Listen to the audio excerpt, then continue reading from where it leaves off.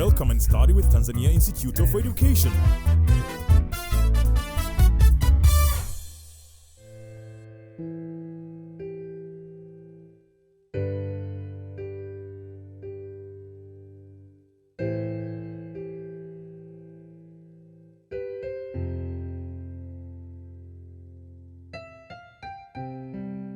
You'll often encounter the word subtend in circle geometry, so it's important you understand it. It means to be opposite to and to mark the boundaries of. On this triangle, for example, each of its sides subtends the opposite angle. BC subtends angle A, AC subtends angle B, and AB subtends angle C. Subtended angles are also found in circles. On this bicycle wheel, the arc on the circle between the spokes is opposite to the angle at the center of the wheel, and also marks the boundaries of the angle made by the spoke. This angle is therefore subtended by the arc opposite it. Notice that the smaller the arc, the smaller the angle will be. Here, if line segments are drawn from the endpoints of chord AB to O at the center of the circle, then chord AB subtends an angle at O. The arc AB subtends the same angle at the center because it shares the same endpoints as the chord AB. If two chords are congruent, which means they have the same length, then their arcs will also be congruent. Equal chords, or arcs, subtend equal angles at the center. This theorem states that two chords of equal length anywhere on a circle will subtend equal angles at the center. Here's the proof to show the theorem is true for any two chords. We start with equal chords A, B, and CD on a circle with center O. The line segments OA, OB, OC, and OD are all equal because they are the radii of the circle.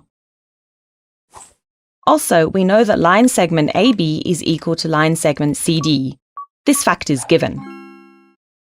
Therefore, triangle OAB is congruent to triangle OCD, with the reason that all three sides are equal. And this means that angle AOB is equal to angle COD. In this diagram, chord AB subtends angle C on the circumference because line segments join the endpoints A and B to point C on the circumference. Keep in mind that the arc AB, which shares the same endpoints as chord AB, also subtend the angle. The same chord AB can subtend angles at an infinite number of points on the circumference. We can only say that an angle is subtended by a chord if the endpoints of the chord are joined at the vertex of the angle.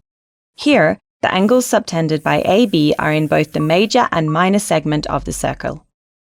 Angles x1, x2, and x3 subtended by AB are in the major segment, whilst angles y1, y2, and y3 subtended by AB are in the minor segment. Take a closer look at x1, x2, and x3. These angles, which are subtended by the same chord in the same segment, appear to be equal. We will prove this next.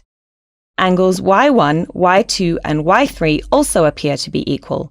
Notice, however, that the y angles are obtuse angles, or more than 90 degrees, whereas the x angles are acute angles, or less than 90 degrees. So the chord only subtends equal angles if the angles are in the same segment. Here's another theorem. The angle subtended by an arc at the center of a circle is always double the size of the angle that it subtends at the circumference. To prove this, we'll start by looking at three different situations. In each of these, arc AB subtends angle AOB at the center and angle C at the circumference. In the first diagram, arc AB is the minor arc. In the second, arc AB is the major arc, and we are interested in the reflex angle AOB. The third diagram is an interesting case. Arc AB is a semicircular arc formed by the diameter AB. Here's the proof. OA is equal to OB and to OC in all the diagrams because they are the radii of the circle. Triangle AOC is isosceles and has two equal sides because the sides are formed by radii, and so angle A equals angle C1. Similarly, we know that angle B equals angle C2. Now let's look at angle O1. It is an exterior angle to triangle AOC, so it is equal to the sum of the opposite two interior angles, A and C1. But we know that A equals C1, so angle O1 is equal to 2 times C1. In the same way, angle O2 is equal to angle C2 plus angle B.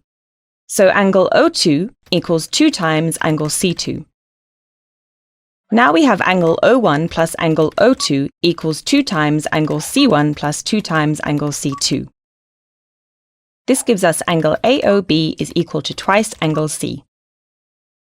We have proved that the angle subtended by an arc at the center is double the angle at the circumference.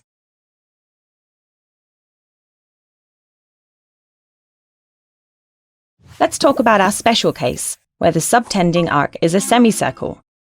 Here, the angle AOB is a straight angle because it is the diameter of the circle and has an angle of 180 degrees.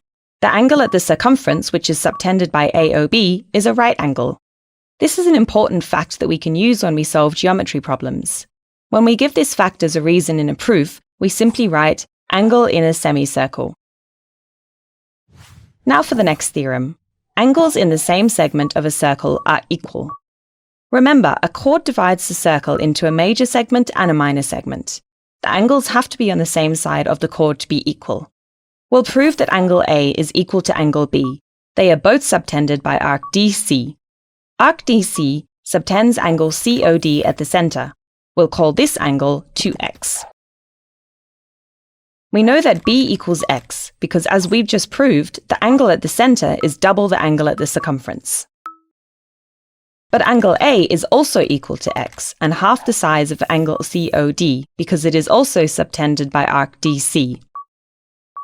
Therefore, angle A is equal to angle B. We give the reason angles in the same segment when we use this as a reason in a proof or when solving a problem. This theorem is used as the basis for navigating a ship safely around a rocky shoreline. A sailor knows the position of 2 points on the shore, as well as the angle that must be subtended by these 2 points to keep a safe course around a dangerous area.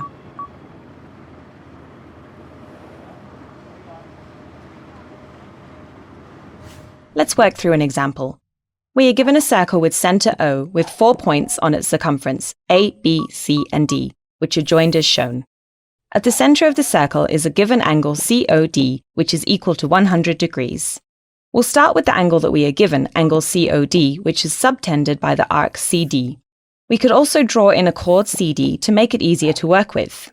Angles A and B are both subtended by the same arc or chord CD, and A and B are both points on the circumference. Therefore, angles A and B are each equal to 50 degrees, because the angle subtended by a chord or arc at the center of the circle is double the angle subtended by it at the circumference. Here is a second example. This time with a given angle C of 55 degrees. We need to find the values of the variables x and y. Chord AB subtends angle C at the circumference and the angle labeled y at the center. We know that y must be double the size of angle C, so it is 110 degrees. How do we work out angle x, which is not subtended by a chord or arc? Take a look at triangle OBA. 2 of its sides are formed by radii and are therefore of equal length, making OBA an isosceles triangle. So x is the base angle of an isosceles. Therefore, the angles of triangle OBA are x plus 110 degrees. Using the sum of angles of a triangle, or 180 degrees, we work out that x equals 35 degrees.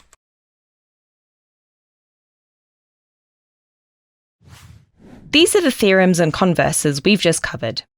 Equal chords subtend equal angles at the center.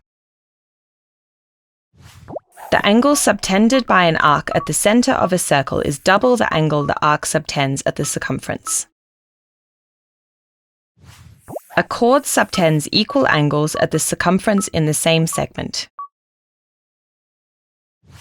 The angle in a semicircle is a right angle.